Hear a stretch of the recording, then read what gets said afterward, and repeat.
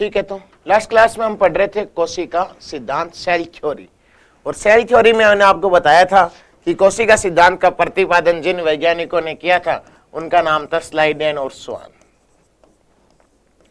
आपसे पूछे कोशिका सिद्धांत के प्रतिपादक कौन थे, थोड़ा रिकॉल करवा देता हूं। तो कोशिका सिद्धांत के जो प्रतिपादक थे उनका नाम था स्लाइडेन और स्वान। स्लाइडेन साहब बोटेनिस्ट थे, स्वान साहब जूलॉजिस्ट थे। इन्होंने प्लांट्स के ऊपर अपना काम किया, इन्होंने एनिमल्स पे काम किया। और स्लाइडेन और स्वान ने कोशिका सिद्धांत में बताया कि चाहे पादप का शरीर हो या जंतुओं का शरीर हो, इनके शरीर की मूलभूत संरचनात्मक और क्रियात्मक इकाई कौन होती है? कोशिका होती है। तो cell is the basic fundamental unit of our body. चाहे पादप का शरीर हो या चाहे जंतु का शरीर हो, इनका निर्माण सदैव किससे होता है? कोशिका और उनके उत्पादों से। सेल और इट्स प्रोडक्ट।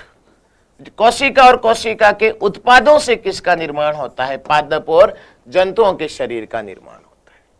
चाहे प्लांट बॉडी हो चाहे एनिमल बॉडी हो, इनका निर्माण किससे होता है? सेल और सेल के प्रोडक्ट से होता है। कोशिका और कोशिका के उत्पादों से होता है। उत्पादों का मतलब जिनका निर्माण सेल से होता है। टिश्यू, ऑर्गन, ऑर्गन सिस्टम, उत्तक, अंग और अंग तंत्रों से किसका विकास होता है? शरीर का विकास होता है। अगली बात कहता है कोशिका सिद्धांत की प्रत्येक कोशिका में केंद्रक पाया जाता है, न्यूक्लियस प्रेजेंट होता है। और जो केंद्रक होता है, इस केंद्रक में आनुवंशिक गुण निहित रहते हैं, आनुवंशिक सूचना निहित रहते हैं। इसकी बात में बहुत अपवाद आएंगे। जो केंद्रक में क्या निहित रहते हैं? आनुवंशिक सूचनाएं निहित रहती है, आनुवंशिक गुण निहित रहती है। वो कैसे निहित रहती है? क्योंकि केंद्रक के अंदर कौन पाया जाता है? गुणसूत्र या क्रोमोसोम। और जो गुणसूत्र या क्रोमोसोम है, इस गुणसूत्र या क्रोमोसोम के ऊपर पाए जाते हैं जीन्स, मतलब जीन पाया जाता है। और जीन जो है, इस जीन को आनुवंशिकता की इकाई कहते हैं। सब जानते होंगे जीन शब्द जिन वैज्ञानिकों ने दिया था उनका नाम था जॉनसन। जिस वैज्ञानिक ने जीन शब्द का प्रतिपादन किया उन महोदय का नाम क्या था? विद्यार्थियों, जॉनसन था। और जीन जो है, जीन्स जो है, ये आनुवंशिक गुणों को एक पीढ़ी से अगली पीढ़ी में ले जाने का कार्य करते हैं। तो ये बहुत अच्छी बात बताएगी। प्रत्येक कोशिका में केंद्रक पाया जाता है जिसमें आनुवंशिक सूचना क्या रहती है? निहित रहती है। अगला पॉइंट क्या कहता है कोशिका सिद्धांत का? कि प्रत्येक कोशिका में विभाजन और पुनः विभाजन का गुण पाया जाता है। जो प्रत्येक कोशिका, उस प्रत्येक कोशिका में किसका गुण पाया जाता है? विभाजन और पुनः विभाजन का क्या पाया जाता है? गुण पाया जाता है। हर सेल डिवाइड होती है, हर सेल के अंदर डिवीजन का क्या पाया जाता है? गुण पाया जाता है। चाहे समसूत्री विभाजन हो या चाहे क्या हो? अर्धसूत्री विभाजन हो। लेकिन इन्होंने यह नहीं बताया कि कोशिकाएं विभाजित किस प्रकार से होती है। स्लाइडेन स्वान साहब ने ये तो बताया कि हर कोशिका में विभाजन का गुण होता है, पुनः विभाजन का गुण होता है, लेकिन सेल का डिवीजन होता कैसे है इसके बारे में ये नहीं बता पाए। तो इसमें हल्का सा संशोधन जिन्होंने किया था उनका नाम था रुडोल्फ विर्चो। तो अगली बात आती है कि आधुनिक कोशिका सिद्धांत का प्रतिपादन किसने किया? अतः बेटा, आधुनिक कोशिका सिद्धांत का प्रतिपादन किन वैज्ञानिकों ने किया? तो आधुनिक कोशिका सिद्धांत का प्रतिपादन जिन्होंने किया था उनका नाम था रुडोल्फ विर्चो। क्या नाम था बेटा? Rudolf Virchow. और रुडोल्फ विर्चो के सहयोगी थे, उनका नाम था नेगेली। तो आधुनिक कोशिका सिद्धांत के प्रतिपादक का नाम क्या है पूछे तो रुडोल्फ विर्चो और नेगेली। और जो रुडोल्फ विर्चो और नेगेली साहब ने जो नियम दिया था उस नियम का नाम था सेल लाइनेज नियम। और इन्होंने बड़ी अच्छी बात बताई। और इन्होंने बताया कि जो नवीन कोशिका का निर्माण पूर्ववर्ती कोशिका के विभाजन से होता है, या जब प्री एग्जिस्टिंग सेल्स के डिवीजन से न्यू सेल का फॉर्मेशन होता है। वापिस सुनना, जो नवीन कोशिका का निर्माण पूर्ववर्ती कोशिकाओं के विभाजन से होता है, या जो नई कोशिका बनती है, इस नई कोशिका का निर्माण जो पुरानी कोशिका के विभाजन से होता है। जो नवीन कोशिका का निर्माण किससे होता है? तो नवीन कोशिका का निर्माण होता है पूर्ववर्ती कोशिका के विभाजन से। एनसीईआरटी की लाइन है, नवीन कोशिका का निर्माण किससे होता है? पूर्ववर्ती कोशिका के विभाजन से। मतलब क्या हुआ इसका कि जब ओल्ड सेल डिवाइड होती है या पुरानी कोशिका विभाजित होती है तो पुरानी कोशिका के स्थान पर न्यू सेल का क्या होता है? फॉर्मेशन होता है। या प्री एग्जिस्टिंग सेल्स के डिवीजन से न्यू सेल का क्या होता है? फॉर्मेशन होता है। तो वापिस बता रहा हूं, आधुनिक कोशिका सिद्धांत किन्होंने दिया? रुडोल्फ विर्चो और नेगेल ने। क्या बताया कि नवीन कोशिका का निर्माण पूर्ववर्ती कोशिका के विभाजन से होता है या प्री एग्जिस्टिंग सेल्स के डिवीजन से न्यू सेल का फॉर्मेशन होता है। अच्छे से इस बात को समझ लीजिएगा। जो पुरानी कोशिकाएं हैं वो विभाजित होती जाती है और उसके स्थान पर नई सेल बनती जाती। आया है सो जाएगा राजा रंक फकीर। इस संसार में जिसने जन्म लिया है उसकी मृत्यु क्या है? निश्चित है। तो जो पुरानी सेल्स है वो विभाजित होगी, मृत होगी और उसके स्थान पर नई सेल का क्या होगा? निर्माण होगा। अगली बात बहुत इंपॉर्टेंट है जहां से क्वेश्चन पूछा जाता है और वो है कोशिका सिद्धांत के अपवाद। कि कोशिका सिद्धांत के अपवाद कौन है? और अभी अभी हमने कोशिका सिद्धांत में पढ़ा कि प्रत्येक कोशिका में विभाजन और पुनः विभाजन का क्या पाया जाता है? गुण पाया जाता है। हर कोशिका विभाजित होती है, लेकिन कोशिका सिद्धांत का पहला जो अपवाद मैं लेकर चल रहा हूं आपके सामने वो है वायरस। वायरोइड्स और प्रियॉन्स, ये तीनों आपस में काफी मिलते जुलते हैं। जो पहला सिद्धांत लेकर चल रहा हूं कोशिका सिद्धांत के अपवाद में वो कौन है? वायरस, वायरोइड्स और प्रियॉन्स। हम सबसे पहले किसकी बात करते हैं? वायरस की या विषाणु की। जो वायरस की या विषाणु की। और वायरस या विषाणु की क्या विशेषता है? वायरस जो है ये सजीव जगत और निर्जीव जगत के बीच की योजक कड़ी है। ये कनेक्टिंग लिंक है विद्यार्थियों निर्जीव जगत और सजीव जगत। ये सजीव जगत और निर्जीव जगत के बीच की योजक कड़ी है। मतलब इसमें सजीवों के भी गुण पाए जाते हैं और निर्जीवों के भी गुण पाए जाते हैं। सजीव जगत और निर्जीव जगत के बीच की क्या है? योजक कड़ी है। अब हमारे सामने बात आती है कि वायरस सजीव की भांति कार्य कब करता है और निर्जीव की भांति कार्य कब करता है। ये कब सजीव की भांति कार्य करेगा और कब निर्जीव की भांति? तो वायरस सजीव की भांति कार्य करता है जब जीवित शरीर के अंदर हो या जब किसी शरीर के अंदर प्रवेश कर जाए या जीवित कोशिका के अंदर प्रवेश कर जाए तो वायरस किसकी भांति कार्य करता है? सजीव की भांति। और विद्यार्थियों निर्जीव की भांति कब कार्य करता है? जब जीवित कोशिका या जीवित शरीर से बाहर हो। जीवित कोशिका या जीवित शरीर से बाहर हो तो ये किसकी भांति कार्य करता है? निर्जीव की भांति। लेकिन जैसे ये जीवित कोशिका या जीवित शरीर के अंदर प्रवेश कर जाता है किसकी भांति कार्य करने लगता है? सजीव की भांति कार्य करने लगता है मित्रों।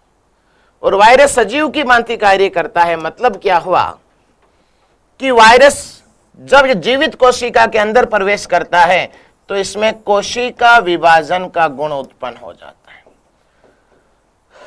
और ये कोशिका विभाजन द्वारा अपनी संख्या में क्या करता रहता है?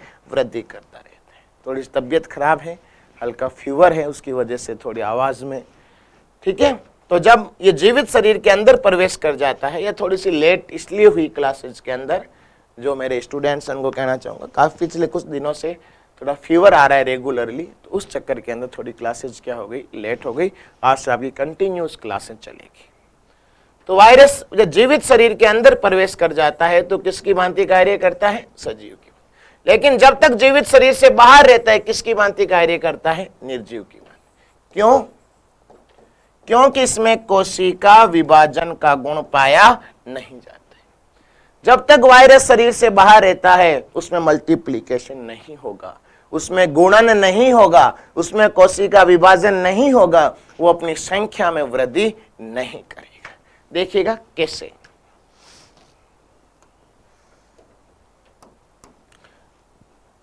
जैसे ये मानव शरीर है या जीवित कोशिका है, ये मानव शरीर है या किसी भी जंतु का शरीर है या जीवित कोशिका है, लिविंग सेल है। और जब तक वायरस जीवित कोशिका से बाहर रहेगा, जब तक वायरस जीवित कोशिका से बाहर रहेगा, बाहर दिखाई दे रहा है, तब तक उसमें कोशिका विभाजन नहीं होगा। इस वायरस में सेल डिवीजन नहीं होगा, इस वायरस में मल्टीप्लिकेशन नहीं होगा, या इस वायरस में गुणन नहीं होगा। अर्थात वायरस अपनी संख्या में वृद्धि नहीं कर सकता। जब तक वायरस जीवित शरीर से बाहर है, अकेला ही रहेगा, कोशिका विभाजन का गुण नहीं होगा, वो जाए मल्टीप्लिकेशन नहीं होगा, गुणन नहीं होगा, अपनी संख्या में वृद्धि नहीं कर सकता। एक है तो बाहर एक ही रहेगा। और सभी लोग जानते हैं निर्जीव जो होते हैं उनमें सेल डिवीजन का फॉर्मेशन नहीं पाया जाता। जैसे ये वाटर बोतल है तो इसमें सेल डिवीजन नहीं होता, कोशिका विभाजन नहीं पाया जाता। आज से 10 साल बाद भी ये एक ही रहेगी। लेकिन जो राहुल है वो 10 साल के बाद अपनी संख्या में जनन के द्वारा क्या कर सकता है, वृद्धि कर सकता है। तो आपको समझ में आया, वायरस जीवित शरीर से बाहर है तो किसकी तरह कार्य करेगा, निर्जीव की भांति। ये कहेगा मैं दुनिया में अकेला हूं। अकेला क्यों है भाई, क्योंकि सेल डिवीजन का गुण पाया नहीं जाता। लेकिन ये वायरस जैसे ही किसी माध्यम के द्वारा, वो माध्यम कौन हो सकता है, भोजन, वो माध्यम कौन हो सकता है, वायु, वो माध्यम कौन हो सकता है, जल, वो माध्यम कौन हो सकता है, एसटीडी, सेक्सुअली ट्रांसमिटेड डिजीज, यौन संचरित रोग। ये वायरस किसी माध्यम के द्वारा, मतलब भोजन के द्वारा, वायु के द्वारा, जल के द्वारा या लैंगिक संबंधों के द्वारा जीवित कोशिका में प्रवेश करता है या जीवित शरीर में प्रवेश करता है। ये कहता है झोंका हवा का पानी करेला, दुनिया में उड़े वायरस अकेला। पहले वायरस अकेला उड़ रहा था, लेकिन जैसे ही हवा का झोंका आया या पानी करेला आया, वायरस किसके अंदर प्रवेश कर गया, मानव शरीर में या जीवित कोशिका। और जैसे ही विषाणु वायरस जीवित कोशिका में आएगा, ये अंदर आते हीमोग्लोबिन का भक्षण करेगा। किसको खाएगा, एचबी को खाएगा। और जैसे एचबी को खाएगा, ये गाना गाएगा, मेरे रस के कमर तुम्हारा हीमोग्लोबिन बड़ा नरम, तुझको चबाया तो मजा आ गया। हीमोग्लोबिन का भक्षण करके और यहां पर अपनी संख्या में क्या करता है, वृद्धि करता है। ये जैसे जीवित कोशिका में प्रवेश करता है, इसमें विभाजन का गुण क्या हो जाता है, उत्पन्न हो जाता है। इसमें किसका गुण उत्पन्न हो जाता है, कोशिका विभाजन का गुण क्या हो जाता है, उत्पन्न हो जाता है। ये गुणन के द्वारा, मल्टीप्लिकेशन के द्वारा अपनी संख्या में क्या करने लगता है, वृद्धि करने लगता है। और बॉडी में वायरस ही वायरस बना देता है। इनको विरियन पार्टिकल्स कहा जाता है। ये शरीर के अंदर विषाणु ही विषाणु बना देता है और कहता है कौन साला पंगा लेगा, किसमें इतना दम है, और इस शरीर के नए डॉन बाबा वायरस हम हैं। और शरीर को चैलेंज करता है कि हे शरीर, मैं तुम्हें रोगी बनाकर छोड़ूंगा। और तभी उधर से WBC आती है, अभी हम जिंदा है, राजकुमार स्टाइल। और वायरस और WBC के बीच में क्या होता है, युद्ध होता है।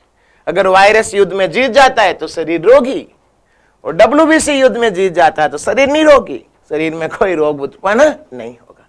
तो कोशिका सिद्धांत क्या कहता है कि प्रत्येक कोशिका में विभाजन का गुण पाया जाता है। लेकिन जब तक वायरस जीवित शरीर से बाहर है, जब तक वायरस जीवित कोशिका से बाहर है, उसमें कोशिका विभाजन का गुण पाया नहीं जाता, उसमें मल्टीप्लिकेशन का गुण नहीं पाया जाता, उसमें गुणन का गुण नहीं पाया जाता, वो अपनी संख्या में वृद्धि नहीं कर सकता। तो विषाणु कोशिका सिद्धांत का अपवाद क्यों है? विषाणु कोशिका सिद्धांत का अपवाद इसलिए है कि जब तक वायरस जीवित शरीर से क्या रहता है, बाहर रहता है, उसमें कोशिका विभाजन का गुण पाया नहीं जाता, उसमें मल्टीप्लिकेशन का गुण नहीं पाया जाता है, गुणन का गुण नहीं पाया जाता है। उसको विभाजन करने के लिए जीवित कोशिका की क्या होती है, आवश्यकता होती है। लेकिन जैसे ही विषाणु किसी माध्यम से जीवित शरीर के अंदर प्रवेश करता है, उसमें कोशिका विभाजन का गुण उत्पन्न हो जाता है। तो वायरस कोशिका सिद्धांत का अपवाद क्यों है? क्योंकि वायरस को विभाजन हेतु किसकी आवश्यकता होती है? जीवित कोशिका, लिविंग सेल की क्या होती है? आवश्यकता होती है। जब तक विषाणु जीवित कोशिका से बाहर होगा उसमें कोशिका विभाजन का गुण उत्पन्न नहीं होगा, उसमें सेल डिवीजन का गुण उत्पन्न नहीं होगा। फिर यहां पर मैंने 3 बातें बताई। वायरस सजीव जगत और निर्जीव जगत के बीच की योजक कड़ी है। जब तक जीवित कोशिका से बाहर रहेगा उसमें कोशिका विभाजन का गुण उत्पन्न नहीं होगा और वो किसकी भांति कार्य करेगा? निर्जीव की। अब एक मैंने लिखा वायरस, एक वायरोइड्स और एक प्रियॉन्स, इनमें माइनर अंतर पाया जाता है। तो स्लाइड चेंज कर लेते हैं।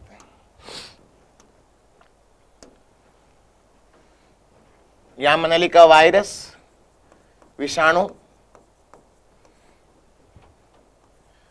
यहां मैंने लिखा वायरोइड्स और यहां मैंने लिखा प्रियॉन्स। वायरस, वायरोइड्स और प्रियॉन्स। यहां सबसे पहले न्यूक्लिक एसिड की बात करें। न्यूक्लिक एसिड, न्यूक्लिक अम्ल। तो न्यूक्लिक अम्ल की बात करें तो वायरस में डीएनए या आरएनए दोनों में से कोई एक पाया जाता है। हमारे शरीर में तो डीएनए भी पाया जाता है बेटा जी और आरएनए भी पाया जाता है। ह्यूमन बॉडी में डीएनए भी प्रेजेंट होता है और आरएनए भी, लेकिन वायरस में दोनों प्रेजेंट नहीं होते। या डीएनए मौजूद होगा या क्या मौजूद होगा? आरएनए मौजूद होगा। और कुछ ऐसे वायरस भी होते हैं जिनके अंदर डीएनए उपस्थित नहीं होता है, आनुवंशिक पदार्थ आरएनए होता है, उनको रेट्रोवायरस कहते हैं। उनमें रिवर्स ट्रांसक्रिप्शन का गुण पाया जाता है और वो रिवर्स ट्रांसक्रिप्शन के द्वारा अपनी संख्या में क्या कर लेते हैं? वृद्धि कर लेते हैं। वो रिवर्स ट्रांसक्रिप्शन के द्वारा अपनी संख्या में वृद्धि करते हैं। तो विषाणु के अंदर डीएनए या आरएनए दोनों में से कोई एक पाया जाता है।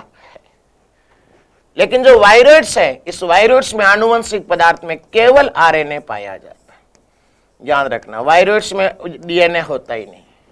या डीएनए भी मौजूद हो सकता है या आरएनए। अच्छे से ज्ञान रखना, विषाणु में आनुवंशिक पदार्थ न्यूक्लिक एसिड, डीएनए या आरएनए दोनों में से कोई एक होता है। लेकिन वायरोइड्स में आनुवंशिक पदार्थ केवल कौन होता है? आरएनए। और जो प्रियॉन्स है, इस प्रियॉन्स में न्यूक्लिक एसिड या डीएनए आरएनए दोनों ही क्या होते हैं? अब्सेंट होते हैं। प्रियॉन्स के अंदर न्यूक्लिक एसिड पाया नहीं जाता है। जो प्रियॉन्स है उस प्रियॉन्स के अंदर क्या नहीं मौजूद होता है? न्यूक्लिक एसिड मौजूद नहीं होता है। न डीएनए होता है न आरएनए। पहला अंतर समझ में आया? जो वायरस में डीएनए या आरएनए दोनों में से कोई एक। ऐसा कौन सा वायरस है जिसमें आनुवंशिक पदार्थ डीएनए होता है? सबसे फेमस उदाहरण है जीवाणु बोजी या बैक्टीरियोफेज, जो गंगा नदी के जल में पाया जाता है। जो वायरोइड्स में केवल कौन पाया जाता है? आरएनए। और प्रियॉन्स में न्यूक्लिक एसिड क्या होता है? अब्सेंट होता है। अब जो वायरस है इसमें न्यूक्लिक एसिड के चारों ओर एक प्रोटीन का बना खोल पाया जाता है। इसमें न्यूक्लिक एसिड के चारों ओर किसका खोल पाया जाता है? प्रोटीन का बना खोल या कवच मौजूद होता है। और प्रोटीन का बना खोल या कवच जो मौजूद होता है उसको कहते हैं कैप्सिड। क्या कहते हैं? कैप्सिड। तो वायरस में या डीएनए होगा या आरएनए होगा, लेकिन न्यूक्लिक एसिड होगा। या एनए का मतलब क्या है? Nucleic acid. अब वो न्यूक्लिक एसिड चाहे डीएनए हो या आरएनए हो, और इस न्यूक्लिक एसिड के चारों ओर एक प्रोटीन का बना खोल या कवच पाया जाता है। इसको कहते हैं कैप्सिड। क्या कहते हैं बेटा? कैप्सिड। लेकिन जो वायरोइड्स है, इस वायरोइड्स में कैप्सिड अब्सेंट होता है। तो आपने क्या देखा? वायरोइड्स में केवल कौन होता है? आरएनए। वायरोइड्स में डीएनए पाया नहीं जाता है। और वायरोइड्स में कौन अब्सेंट होता है? कैप्सिड। कैप्सिड पाया नहीं जाता है। जबकि जो प्रियॉन्स है, इस प्रियॉन्स में न्यूक्लिक एसिड अब्सेंट होता है, केवल कैप्सिड मौजूद होता है। इसमें केवल कौन उपस्थित होता है? कैप्सिड। तो ये दोनों तो जस्ट अपोजिट है। इसमें आरएनए होता है, इसमें न्यूक्लिक एसिड होता ही नहीं। इसमें कैप्सिड नहीं होता, लेकिन इसमें केवल ही क्या पाया जाता है? कैप्सिड, और कैप्सिड प्रोटीन का बना खोल होता है। तो याद क्या रखना है, प्रियोन्स किससे बने होते हैं, तो प्रियोन्स प्रोटीन से बने होते हैं। किससे बने होते हैं, प्रोटीन से। देखिएगा, जैसे माना कि इस प्रकार से मैंने प्रोटीन का खोल बनाया, ये जो प्रोटीन का बना खोल है, ये प्रोटीन का बना खोल है कैप्सिड, और इसके अंदर मौजूद है आरएनए। ये आरएनए क्या है, न्यूक्लिक एसिड। तो इस संरचना को सम्मिलित रूप से हम कह सकते हैं न्यूक्लियोकैप्सिड। जो वायरस है वो न्यूक्लियोकैप्सिड होते हैं। न्यूक्लियो का मतलब न्यूक्लिक एसिड, और कैप्सिड का मतलब क्या होता है, प्रोटीन का बना खोल। ठीक है, तो इस प्रकार से जो पहला सिद्धांत है कोशिका सिद्धांत का, वो कोशिका सिद्धांत का पहला अपवाद कौन है, वायरस, वायरोइड्स और प्रियोन्स। और विद्यार्थियों, इनको विभाजन के लिए किसकी आवश्यकता होती है, जीवित कोशिका की क्या होती है, आवश्यकता।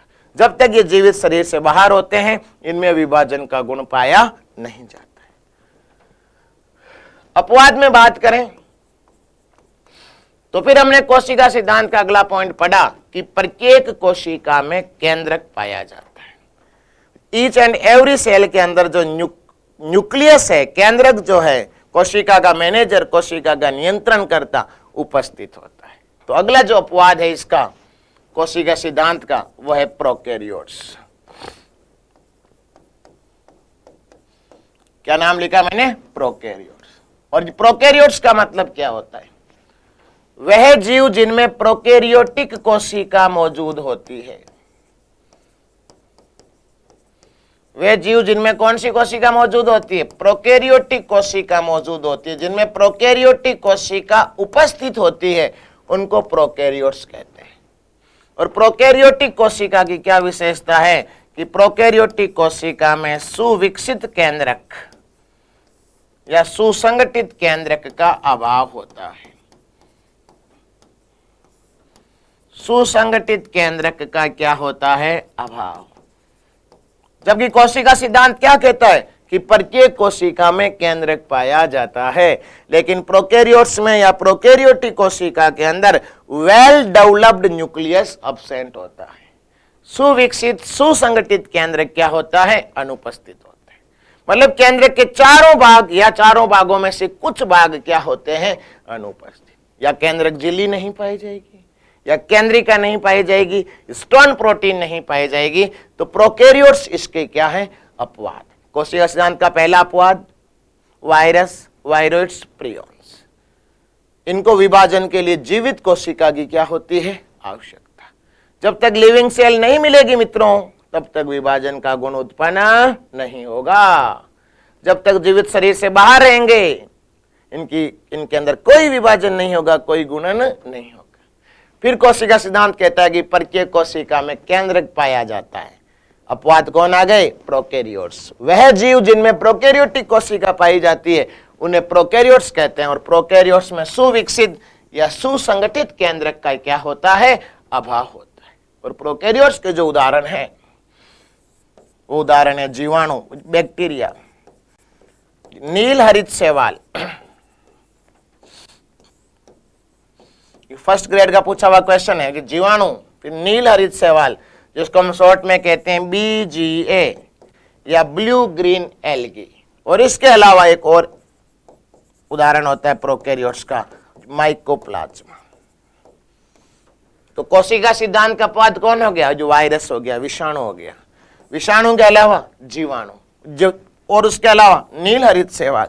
और नील हरित शैवाल के अलावा कौन होता है, माइकोप्लाज्मा। एक बात हमने और पढ़ी कि इनमें तो न्यूक्लियस अब्सेंट होता ही है, इनमें तो केंद्रक अनुपस्थित होता ही है, लेकिन इनके अलावा विद्यार्थियों परिपक्व आरबीसी वे परिपक्व चालनी नलिका सीव ट्यूब्स, परिपक्व आरबीसी वे परिपक्व चालनी नलिका में केंद्रक का अभाव होता है। स्तनधारियों की या मैमल्स की बात करूंगा मैं स्पेशली, स्तनधारियों की परिपक्व आरबीसी और परिपक्व चालनी नलिका में किसका अभाव होता है, केंद्रक का अभाव होता है। तो आप में से कोई बताएंगे ऐसे कौन से दो स्तनधारी जंतु हैं जिनकी आरबीसी में केंद्रक पाया जाता है?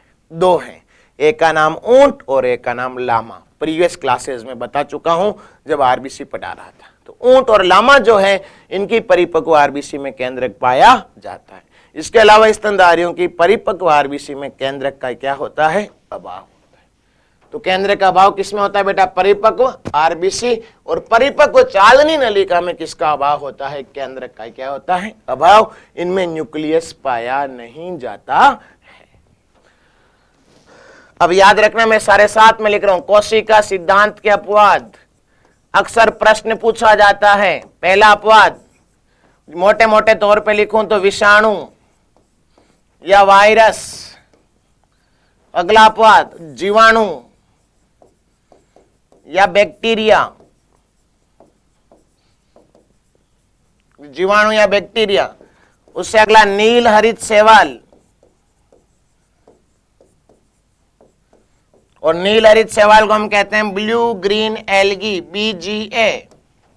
नील हरित शैवाल के अलावा माइकोप्लाज्मा। ये चार फेमस उदाहरण है जो 11th NCERT बात करती है।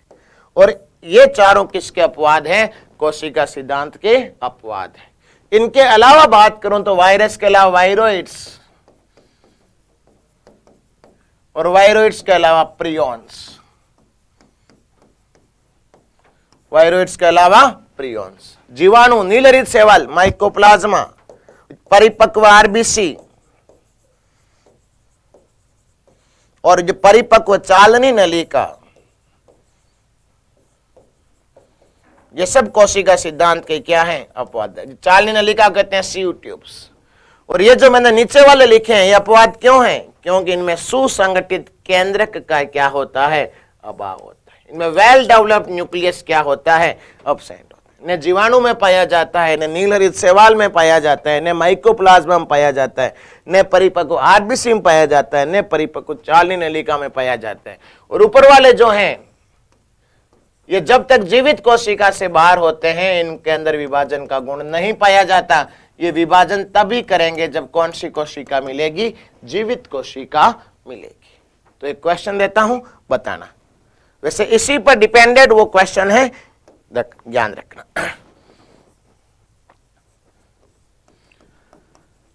और क्वेश्चन है, निम्न में से कोशिका सिद्धांत का अपवाद नहीं है। निम्न में से कोशिका सिद्धांत का अपवाद नहीं है। निम्न में से कोशिका सिद्धांत का अपवाद नहीं है। पहला वायरस, अगला जो बैक्टीरिया, अगला प्लांट और अगला माइकोप्लाज्मा।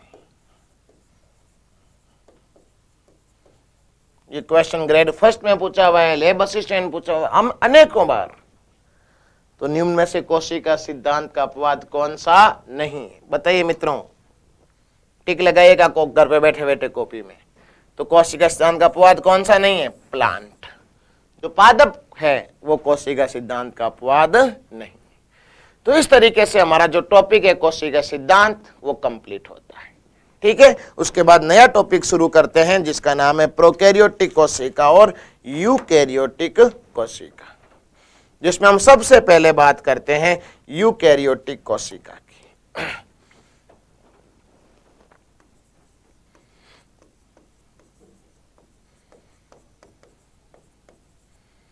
हम सबसे पहले किस कोशिका की बात करते हैं? यूकैरियोटिक कोशिका की। और यूकैरियोटिक कोशिका का मतलब क्या होता है?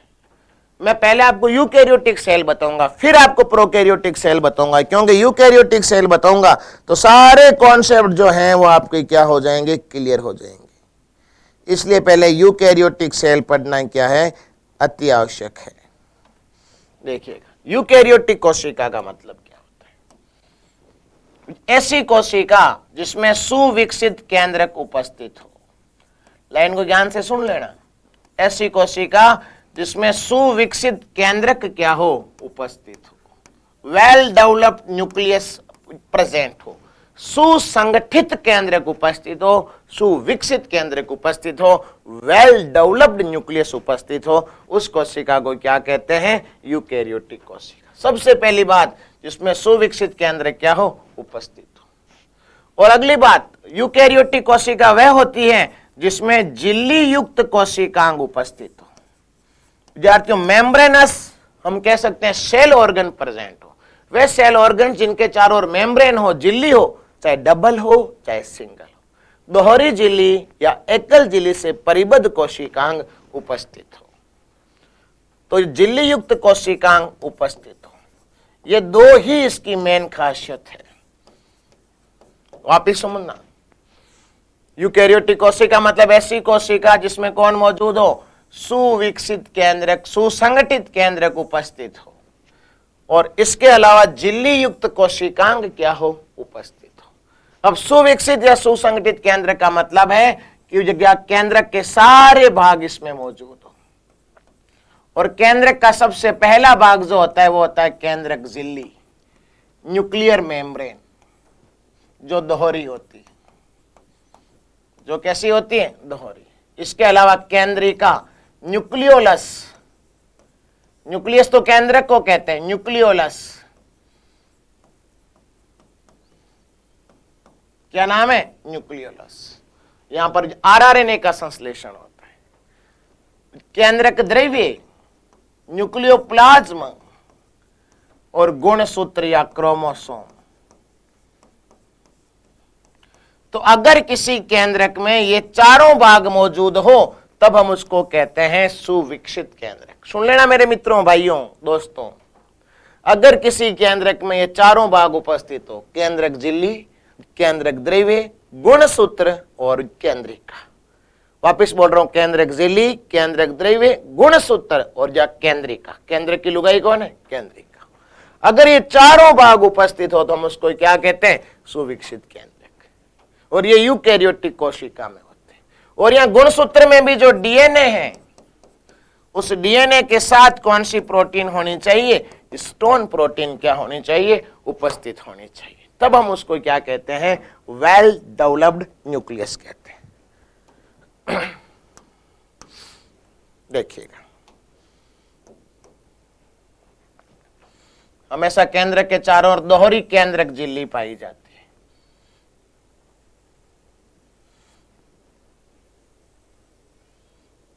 हमेशा केंद्र के चारों ओर डबल न्यूक्लियर मेम्ब्रेन पाई जाती है।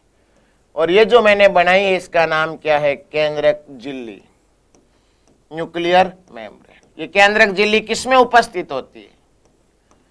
ये उपस्थित होती है यूकेरियोटिक कोशिका में। और ये केंद्रक झिल्ली किसमें एब्सेंट होती है? ये एब्सेंट होती है प्रोकैरियोटिक कोशिका में। प्रोकैरियोटिक कोशिका में केंद्रक झिल्ली, न्यूक्लियर मेम्ब्रेन पाई जाती ही नहीं। और जो केंद्रक झिल्ली है, इस केंद्रक झिल्ली के अंदर वाला सारा भाग कहलाता है केंद्रक द्रव्य, न्यूक्लियोप्लाज्म। क्या कहलाता है? केंद्रक द्रव्य या न्यूक्लियोप्लाज्म। इस न्यूक्लियर मेम्ब्रेन, केंद्रक झिल्ली का क्या काम है? ये कोशिका द्रव्य साइटोप्लाज्म और जो केंद्रक द्रव्य न्यूक्लियोप्लाज्म को पृथक करती है, सेपरेट करती है, अलग करती है, विभाजित करती है। तो इस प्रकार से हम बात करें तो मेरे मित्रों, यहां ज्ञान देना, इस चीज को कभी मत भूलना कि जो ये केंद्रक झिल्ली है उसके बाहर की तरफ तो कोशिका द्रव्य पाया जाता है और अंदर की तरफ कौन पाया जाता है? केंद्रक द्रव्य पाया जाता है। उसकी बाहर की तरफ तो कौन होता है? कोशिका द्रव्य, और अंदर की तरफ कौन होता है? केंद्रक द्रव्य। इसके अलावा अब इसमें इस प्रकार से पाया जाते हैं गुणसूत्र या क्रोमोसोम। और गुणसूत्र या क्रोमोसोम मौजूद हो, क्या नाम लिखा मैंने? गुणसूत्र या क्रोमोसोम। और इसके अलावा इसके चारों ओर यूं जो पाई जाती है उसका नाम होता है केंद्रिका, न्यूक्लियोलस। मेरे मित्रों, बात को ढंग से समझना बेटाओं। सबसे पहले यूकेरियोटिक कोशिका कौन सी होती है? ऐसी कोशिका जिसमें क्या मौजूद हो? सुविकसित केंद्रक मौजूद हो। ऐसी कोशिका जिसमें वेल डेवलप्ड न्यूक्लियस मौजूद हो, सुविकसित केंद्रक मौजूद हो, उसको कौन सी कोशिका कहते हैं? यूकैरियोटिक कोशिका कहते हैं। और सुविकसित केंद्र का मतलब उसमें कौन उपस्थित हो? केंद्रक झिल्ली। कौन उपस्थित हो? केंद्रक द्रव्य। कौन उपस्थित हो? केंद्रिका। और कौन उपस्थित हो? गुणसूत्र या क्रोमोसोम। अगर ये चारों भाग बेटा उपस्थित हो तो उसको यूकैरियोटिक कोशिका कहा जाता है। सुविकसित केंद्र कहा जाता है, वेल डेवलप्ड न्यूक्लियस कहा जाता है, सुसंगठित केंद्र कहा जाता है। लेकिन ये अनुपस्थित हो तो उसको क्या कहा जाता है? प्रोकैरियोटिक कोशिका कहा जाता है। इसके अलावा मैं बात करूं तो नेक्स्ट चलते हैं। फिर मैंने बताया था यूकैरियोटिक कोशिका में झिल्ली युक्त कोशिकांग पाए जाते हैं, जबकि प्रोकैरियोटिक कोशिका में झिल्ली युक्त कोशिकांग पाए नहीं जाते हैं। वापिस सुन लेना, यूकैरियोटिक कोशिका में झिल्ली युक्त कोशिकांग पाए जाते हैं। वे कोशिकांग जिनके चारों ओर मेम्ब्रेन मौजूद हो वो यूकैरियोटिक कोशिका में मौजूद होंगे, और जिनके चारों ओर मेम्ब्रेन मौजूद नहीं हो वो किस में होंगे? प्रोकैरियोटिक। प्रोकैरियोटिक यूकैरियोटिक का अगला अंतर क्या है? यूकैरियोटिक कोशिका में झिल्ली युक्त कोशिकांग पाए जाते हैं, प्रोकैरियोटिक कोशिका में झिल्ली युक्त कोशिकांग पाए नहीं जाते हैं। तो कोशिकांग की बात करूं तो कोशिकांग दो, यहां पर जब तीन जो कैटेगरी उसमें डिवाइड करेंगे। एक दोहरी झिल्ली से परिबद्ध कोशिकांग, एक एकल झिल्ली से परिबद्ध कोशिकांग।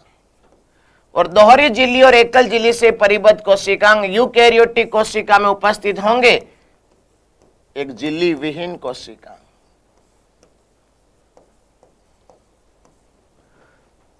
दोहरी झिल्ली और एकल झिल्ली से परिबद्ध कोशिकांग किसमें उपस्थित होंगे?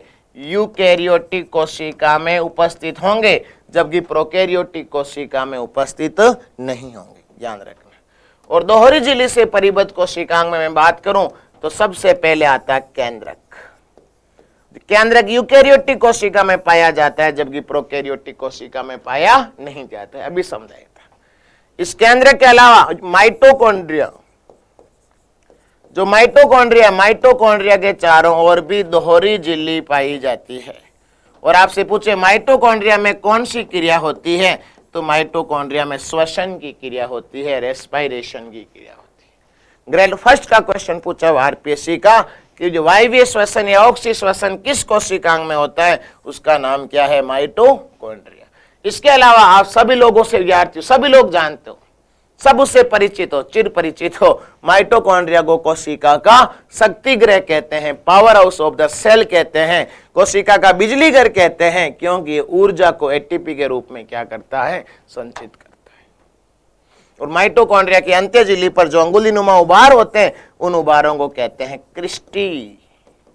रीट में 3 बार पूछा हुआ क्वेश्चन। और फिर आता है हरित लवक या क्लोरोप्लास्ट। और हरित लवक में कौन सी क्रिया होती है? प्रकाश संश्लेषण या फोटोसिंथेसिस। आपसे पूछे प्रकाश संश्लेषण या फोटोसिंथेसिस की क्रिया किसमें होती है? हरित लवक। जो रेस्पिरेशन की क्रिया किसमें होती है? माइटोकॉन्ड्रिया। और जो केंद्रक को कोशिका का मैनेजर, नियंत्रण करता, मुखिया, कंट्रोलर कहा जाता है। ये तीनों कोशिकांग किस कोशिका में उपस्थित होंगे मित्रों? ये तीनों कोशिकांग यूकैरियोटिक कोशिका में तो उपस्थित होंगे, लेकिन प्रोकैरियोटिक कोशिका में उपस्थित नहीं होंगे। जो एकल झिल्ली से परिबद्ध कोशिकांग है उसमें पहले का नाम है ईआर, अंतः परदेवी जालिका या एंडोप्लाज्मिक रेटिकुलम। और ईआर का काम होता है पदार्थों का परिवहन करना। ईआर का काम क्या होता है? पदार्थों का क्या करना? परिवहन। इस ईआर का बेटा होता है गोल्जी काई या गोल्जी बॉडी। इस गोल्जी काई को कहते हैं ट्रैफिक पुलिसमैन, यातायात प्रबंधक। और जो गोल्जी काई के बाद लाइसोसोम, लाइसोसोम को आत्मघाती थैली या सुसाइडल बैग कहते हैं। लाइसोसोम को क्या कहते हैं? आत्मघाती थैली या सुसाइडल बैग कहते हैं। इसमें बहुरूपता पाई जाती है, पॉलीमॉर्फिक सेल ऑर्गन भी कहते हैं। एक होती है रिक्तिका, जिसके चारों ओर भी एकल झिल्ली पाई जाती है, और इससे जो पादपों में उत्सर्जन होता है। आपसे पूछे पादपों में उत्सर्जन किस में होता है? रिक्तिका। यहां देखिएगा, तो यहां 3 और 4 7 ऐसे कोशिकांग हैं जो यूकैरियोटिक कोशिका में तो मौजूद होते हैं, लेकिन प्रोकैरियोटिक कोशिका में मौजूद नहीं होते। विद्यार्थियों, केंद्रक, वापिस बोल रहा हूं, केंद्रक, माइटोकॉन्ड्रिया, हरित लवक, ईआर, गोल्जी इकाई, लाइसोसोम, रिक्तिका, वैक्यूल्स, इन सब के चारों ओर झिल्ली मौजूद है। इसलिए किसमें होते हैं? यूकैरियोटिक कोशिका में तो उपस्थित होते हैं, लेकिन प्रोकैरियोटिक कोशिका में उपस्थित नहीं होते। अब झिल्ली युक्त या झिल्ली विहीन कोशिकांग की बात करूं तो सबसे पहला झिल्ली विहीन कोशिकांग है राइबोसोम। क्या नाम है बेटा? राइबोसोम। और ये राइबोसोम ऐसा कोशिकांग है जिसके चारों ओर कोई झिल्ली नहीं होती। इस राइबोसोम की क्या खासियत है? राइबोसोम ऐसा कोशिकांग है, एकमात्र ऐसा कोशिकांग है जो सभी कोशिकाओं में पाया जाता है। Very very important. एकमात्र ऐसा कौन सा सेल ऑर्गन है, कौन सा कोशिकांग है जो सभी कोशिकाओं में पाया जाता है? नाम क्या है? राइबोसोम। चाहे पादप कोशिका हो, चाहे जंतु कोशिका हो, चाहे प्रोकैरियोटिक सेल हो, चाहे यूकैरियोटिक सेल हो, चाहे विद्यार्थियों फंगी सेल हो, कवक कोशिका हो, दुनिया की ईच एंड एवरी सेल के अंदर कौन मौजूद होता है? राइबोसोम। और आपको ध्यान रखना है कि इसके राइबोसोम के 2 प्रकार होते हैं, 70S और 80S। जो 70S राइबोसोम है वो तो पाया जाता है प्रोकैरियोटिक कोशिका में, और जो 80S राइबोसोम है वो किस में पाया जाता है? यूकैरियोटिक कोशिका में। इसके बाद में अगला आता है तारककाय, सेंट्रोसोम। विद्यार्थियों, तारककाय के चारों ओर भी कोई झिल्ली नहीं पाई जाती। ये तारककाय जंतु कोशिका में पाया जाता है, लेकिन पादप कोशिका में पाया नहीं जाता है। और एक झिल्ली विहीन में आती है केंद्रिका, न्यूक्लियोलस, जिसकी खोज की थी फोंटोना ने। किसने की थी? फोंटोना ने। तो इस प्रकार से आपसे बात करें, या मैं लिख रहा हूं यूकैरियोटिक कोशिका, या मैं लिख रहा हूं प्रोकैरियोटिक कोशिका, तो इनमें क्या अंतर है? जो मेन अंतर है उनकी बात करते हैं। सबसे पहला अंतर, यहां लिख रहा हूं गुण या विशेषता, और गुण की बात करूं तो केंद्रक, सुविकसित केंद्रक यूकैरियोटिक कोशिका में उपस्थित, प्रोकैरियोटिक कोशिका में अनुपस्थित। इस विद्यार्थियों केंद्रक के चारों ओर जो भाग होते हैं उनकी भी चर्चा कर लेता हूं। केंद्रक झिल्ली, क्या लिखा मैंने? केंद्रक झिल्ली, न्यूक्लियर मेम्ब्रेन, यूकैरियोटिक कोशिका में उपस्थित, प्रोकैरियोटिक कोशिका में अनुपस्थित। केंद्रक झिल्ली के बाद केंद्रिका, न्यूक्लियोलस, यूकैरियोटिक कोशिका में उपस्थित, प्रोकैरियोटिक कोशिका में अनुपस्थित। तो मैंने यही तो बात बताई थी, सुविकसित केंद्रक यूकैरियोटिक में उपस्थित होता है, प्रोकैरियोटिक में अनुपस्थित। हिस्टोन प्रोटीन जो डीएनए के साथ जुड़ी होती है, यूकैरियोटिक कोशिका में उपस्थित, प्रोकैरियोटिक कोशिका में अनुपस्थित। राइबोसोम ऐसा कोशिकांग जो सभी कोशिकाओं में पाया जाता है, तो ध्यान रखना है यूकैरियोटिक कोशिका में 80S राइबोसोम और प्रोकैरियोटिक कोशिका में 70S राइबोसोम। उतार लेना बेटा इनको, या पहले जो चीजें बताई उनको ढंग से याद कर लेना।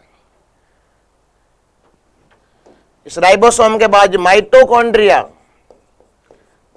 मैंने आपको अच्छे से बताया था बेटा, वापस बता रहा हूं, वे कोशिकांग जिनके चारों ओर झिल्ली पाई जाती है वो यूकैरियोटिक कोशिका में मौजूद होते हैं, प्रोकैरियोटिक में नहीं होते।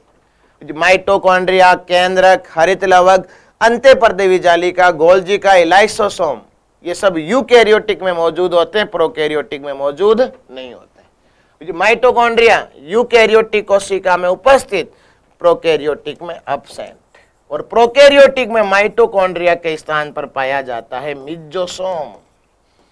इसको समझाऊंगा भी डिटेल से। माइटोकॉन्ड्रिया के अलावा बात करूं तो हरित लवक यूकैरियोटिक कोशिका में उपस्थित, प्रोकैरियोटिक कोशिका में अनुपस्थित। केंद्रक यूकैरियोटिक में उपस्थित, प्रोकैरियोटिक में अनुपस्थित। तो आपने मोटा मोटा क्या देखा, मैंने यहां पर एक लाइन लिखाई थी कि यूकैरियोटिक कोशिका की क्या खासियत है। यूकैरियोटिक कोशिका में सुविकसित केंद्रक पाया जाता है, प्रोकैरियोटिक कोशिका में सुविकसित केंद्रक पाया नहीं जाता है। अब बात करता हूं प्रोकैरियोटिक कोशिका।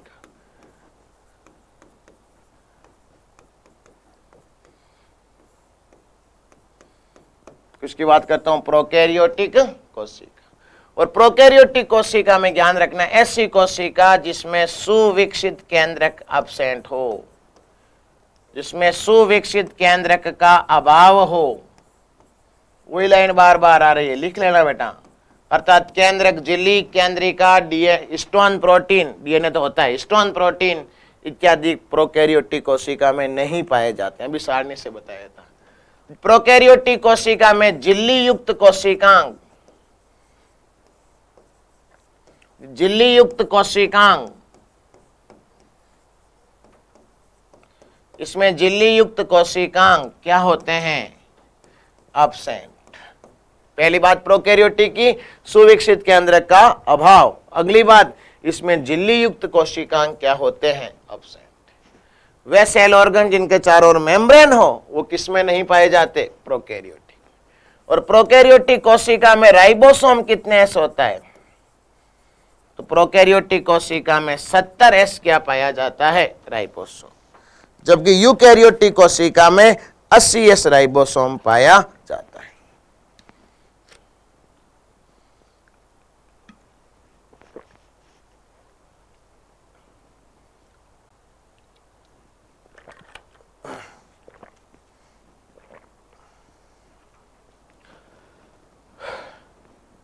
बेटा यूकैरियोटिक कोशिका में झिल्ली युक्त कोशिकांग, माइटोकॉन्ड्रिया, केंद्रक, हरित लवक, अंत्यपर्देवी जालिका, गोल्जिका, लाइसोसोम इत्यादि उपस्थित होते हैं, जबकि प्रोकैरियोटिक कोशिका में अनुपस्थित होते हैं।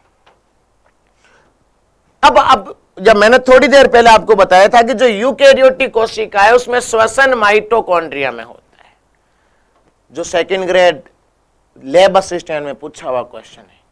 यूकैरियोटिक कोशिका में तो श्वसन माइटोकॉन्ड्रिया में होता है, तो प्रोकैरियोटिक कोशिका श्वसन कहां करती है, तो याद रखना मामी, क्या याद रखना, मामी श्वसन। या मां का मतलब क्या है, माइटोकॉन्ड्रिया। मां का मतलब क्या है, माइटोकॉन्ड्रिया। और जो माइटोकॉन्ड्रिया से श्वसन किस कोशिका में होता है, यूकैरियोटिक कोशिका में। और मी का मतलब मिजोसोम। प्रोकैरियोटिक कोशिका में माइटोकॉन्ड्रिया पाया नहीं जाता है, इसलिए प्रोकैरियोटिक कोशिका में माइटोकॉन्ड्रिया के स्थान पर क्या पाया जाता है, मिजोसोम। तो आपसे पूछे प्रोकैरियोटिक कोशिका में श्वसन किसमें होता है, तो प्रोकैरियोटिक कोशिका में श्वसन होता है मिजोसोम। जबकि यूकैरियोटिक कोशिका में श्वसन किसमें होता है, यूकैरियोटिक कोशिका में श्वसन होता है माइटोकॉन्ड्रिया में। याद रखना, मामी श्वसन, मां का मतलब माइटोकॉन्ड्रिया, मी का मतलब क्या हो गया, मिजोसोम। अब जो यूकैरियोटिक कोशिका है, इस यूकैरियोटिक कोशिका में डीएनए के साथ हिस्टोन प्रोटीन जुड़ी रहती है। हिस्टोन प्रोटीन डीएनए को घेरे रखती है। लेकिन प्रोकैरियोटिक कोशिका में ध्यान रखना बेटा, वेरी इंपॉर्टेंट बात है, प्रोकैरियोटिक कोशिका में हिस्टोन प्रोटीन नहीं पाई जाती है, हिस्टोन प्रोटीन अब्सेंट होती है। और हिस्टोन प्रोटीन अब्सेंट होती है, हिस्टोन प्रोटीन का काम है डीएनए को कपड़े पहनाना, ये डीएनए को चारों ओर से घेरना। ये 1 से 3/4 गुणन पाया जाता है। यहाँ हिस्टोन प्रोटीन अब्सेंट है और हिस्टोन प्रोटीन अब्सेंट है, तो यहाँ डीएनए होगा नग्न डीएनए या नेक्ड डीएनए। प्रोकैरियोटिक कोशिका में आनुवंशिक पदार्थ नग्न डीएनए पाया जाता है, जिसको कहते हैं न्यूक्लियोइड। क्या कहते हैं? न्यूक्लियोइड। तो आपसे पूछे प्रोकैरियोटिक कोशिका या जीवाणु कोशिका में आनुवंशिक पदार्थ क्या कहलाता है या डीएनए क्या कहलाता है? इस डीएनए को कहते हैं न्यूक्लियोइड। न्यूक्लियोइड क्या होता है? नग्न डीएनए। और नग्न डीएनए क्यों होता है? क्योंकि स्टोन प्रोटीन क्या होती है? एब्सेंट। इसका नाम मुझे आप चाहो तो इसको न्यूक्लियोइड कह सकते हो, आप चाहो तो इसको प्रोकैरियोन कह सकते हो, और आप चाहो तो इसको जिनोफोर कह सकते हो। आप चाहो तो इसको न्यूक्लियोइड कह सकते हो, प्रोकैरियोन कह सकते हो या जिनोफोर कह सकते हो। ठीक बात। तो प्रोकैरियोटिक कोशिका में स्टोन प्रोटीन एब्सेंट होती है, इसलिए यहां पर नग्न डीएनए पाया जाता है। इस नग्न डीएनए को हम न्यूक्लियोइड या प्रोकैरियोन या जिनोफोर कहते हैं। जबकि यूकैरियोटिक कोशिका में स्टोन प्रोटीन क्या होती है? मौजूद होती है। और जो प्रोकैरियोटिक कोशिका का सबसे फेमस उदाहरण है वो जो बैक्टीरिया सेल जीवाणु कोशिका। एनसीईआरटी का डायग्राम है बैक्टीरिया सेल का, एक जो प्रारूपिक जीवाणु कोशिका। और प्रारूपिक जीवाणु कोशिका की बात करें या बैक्टीरिया सेल की बात करें तो जीवाणु कोशिका माइकोप्लाज्मा नीलहरित शैवाल में प्रोकैरियोटिक कोशिका पाई जाती है। कौन सी कोशिका? प्रोकैरियोटिक। यहां सबसे पहले बात करनी है जीवाणु कोशिका में कोशिका भित्ति किससे बनी होती है? तो जीवाणु कोशिका में कोशिका भित्ति बनी होती है पेप्टिडोग्लाइकॉन की। किसकी बनी होती है? पेप्टिडोग्लाइकॉन की। जो जीवाणु कोशिका है, बैक्टीरिया सेल है, उसमें सेल वॉल किसकी बनी होती है? सेल वॉल बनी होती है पेप्टिडोग्लाइकॉन की। फिर पूछे जीवाणु कोशिका में श्वसन किससे होता है? तो जीवाणु कोशिका में श्वसन होता है मिजोसोम में। या प्रोकैरियोटिक कोशिका में श्वसन किस में होता है? श्वसन होता है मिजोसोम में। सेकंड ग्रेड और लेबर सिस्टम में पूछा हुआ क्वेश्चन है। जबकि यूकैरियोटिक कोशिका में श्वसन होता है माइटोकॉन्ड्रिया में। ग्रेड फर्स्ट का क्वेश्चन। प्रोकैरियोटिक कोशिका में श्वसन मिजोसोम में, यूकैरियोटिक कोशिका में माइटोकॉन्ड्रिया में श्वसन होता है। लेकिन प्रोकैरियोटिक कोशिका में माइटोकॉन्ड्रिया के स्थान पर मिजोसोम पाया जाता है, मिजोसोम पाया जाता है, मिजोसोम पाया जाता है। बेटाओं ढंग से याद रख लेना। फिर आता है जीवाणु कोशिका, प्रोकैरियोटिक कोशिका का आनुवंशिक पदार्थ क्या कहलाता है? और इनका जो आनुवंशिक पदार्थ होता है वो आनुवंशिक पदार्थ कहलाता है न्यूक्लियोइड। क्या नाम होता है इसका? न्यूक्लियोइड। या इस न्यूक्लियोइड को हम कहते हैं प्रोकैरियोन, या इस प्रोकैरियोन को हम कहते हैं जिनोफोर। पर बेटा ज्यादा प्रचलित नाम कौन सा है? न्यूक्लियोइड। और जो न्यूक्लियोइड है, ये न्यूक्लियोइड कैसा डीएनए होता है? न्यूक्लियोइड नग्न डीएनए होता है। ये न्यूक्लियोइड कैसा डीएनए होता है? नग्न डीएनए। जीवाणु कोशिका में पाए जाने वाले नग्न डीएनए को क्या कहते हैं? न्यूक्लियोइड। और ये नग्न क्यों है? नग्न इसलिए है क्योंकि इसमें हिस्टोन प्रोटीन क्या है?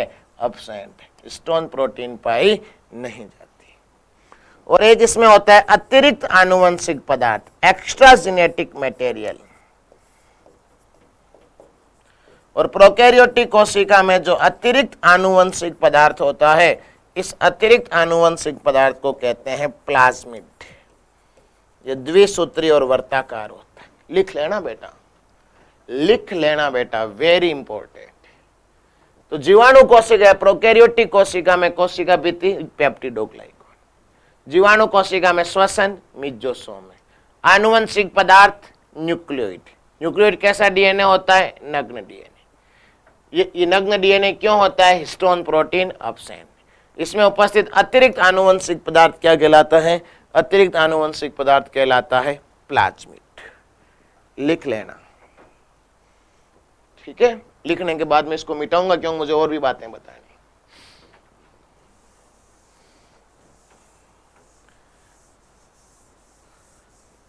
या विद्यार्थियों अगर जैसे किसी ने टाइम पे नहीं लिखा है तो थोड़ा इसको जो बैक कर लेना, बैक करके लिख लेना, सब सुविधा मौजूद है आजकल। तो अब आपके सामने जीवाणु कोशिका की संरचना दिखाई दे रही है, और जो जीवाणु कोशिका की संरचना दिखाई दे रही है उसमें आपको एक सेल वॉल नजर आ रही है। क्या नजर आ रही है? सेल वॉल या कोशिका भित्ति दिखाई दे रही है, ये रही। और जो इसकी सेल वॉल या कोशिका भित्ति है, मैंने थोड़ी देर पहले बताया था कि इसकी कोशिका भित्ति किससे बनी होती है? पेप्टिडोग्लाइकॉन से। किससे बनी होती है? पेप्टिडोग्लाइकॉन से। और इसकी कोशिका भित्ति के चारों ओर एक इस प्रकार से आवरण पाया जाता है, इसके चारों ओर एक आवरण मौजूद होता है, और जो ये आवरण आपको दिखाई दे रहा है इस आवरण को कहते हैं कैप्सूल, संपुट। इस आवरण को क्या कहते हैं? कैप्सूल, संपुट। जिस प्रकार से टेबलेट होती है उसको आप कैप्सूल कहते हो। टेबलेट तो अंदर होती है कैप्सूल के, लेकिन उस जो टेबलेट के चारों ओर, उस गोली के चारों ओर, उस पिल्स के चारों ओर एक आवरण पाया जाता है, इसको हम कह देते हैं कैप्सूल। जो लीलूडो मादलियो एक आवरण पाया जाता है, इसको कैप्सूल कहते हैं। वैसे जीवाणु कोशिका की सुरक्षा के लिए इसमें उपस्थित कोशिका भित्ति जो पेप्टिडोग्लाइकॉन की बनी होती है, उस कोशिका भित्ति के चारों ओर एक आवरण पाया जाता है। इस आवरण का नाम क्या है? कैप्सूल कहते हैं, संपुट कहते हैं। क्या कहते हैं? कैप्सूल। और इसमें जो कैप्सूल से या जो सेल वाल से ऐसे छोटी छोटी संरचनाएं निकली रहती है। ये जो छोटी छोटी संरचनाएं आपको नजर आ रही है, इन छोटी छोटी संरचनाओं को हम कहते हैं पाइल्स। क्या कहते हैं? पाइल्स। और उसमें एक ऐसी लंबी सी कसाबिका पाई जाती है, फ्लैजिलम, जो इसकी गति में सहायक होती है, जिसको क्या कहते हैं? Bacterial flagellum. इसकी कोशिका भित्ति के अंदर होता है प्लाज्मा मेम्ब्रेन, और इसमें कहीं पर भी केंद्रक नजर नहीं आ रहा आपको। जो इसका जो डीएनए ये रहा, ये डीएनए रहा, दिख रहा है सबको? इसके डीएनए को क्या कहते हैं? न्यूक्लियोइड। और इसका डीएनए कोशिका द्रव्य में बिखरा हुआ रहता है। इसके डीएनए को क्या कहते हैं? न्यूक्लियोइड कहते हैं। ठीक है, तो यहां पर आपको एनसीईआरटी का डायग्राम दिखाई दे रहा है, मैं आपको खुद बना करके बताता हूं डायग्राम।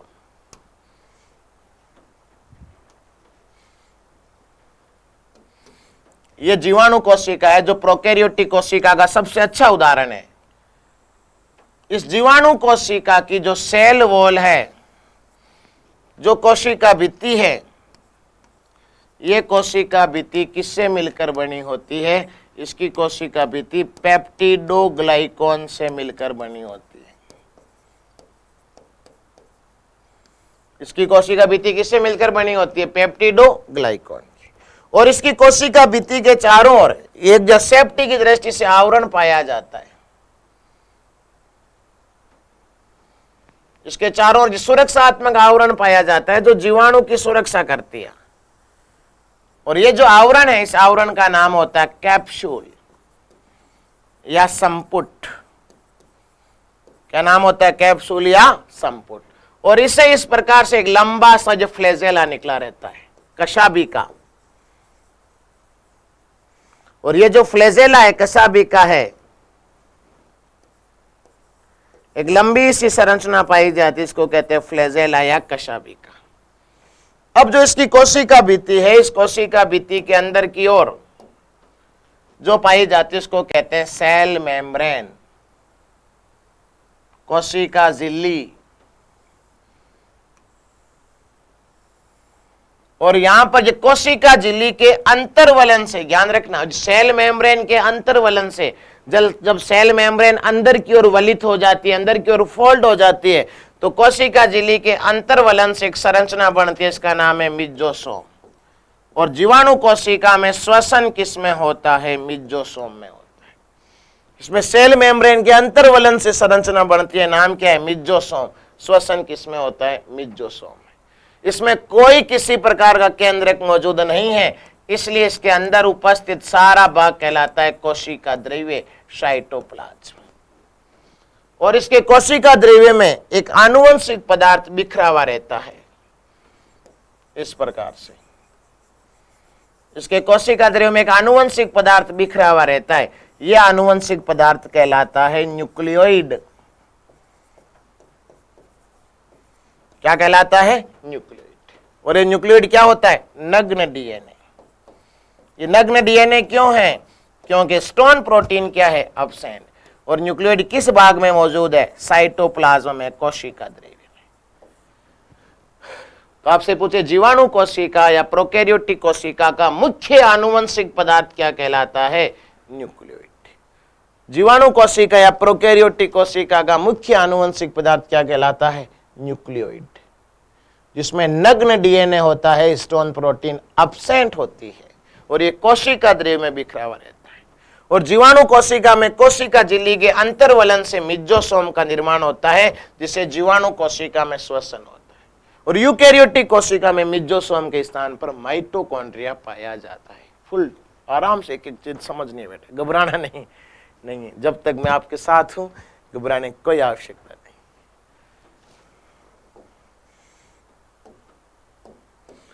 इसके अलावा इसमें एक अतिरिक्त आनुवंशिक पदार्थ पाया जाता है, एक्स्ट्रा जेनेटिक मटेरियल।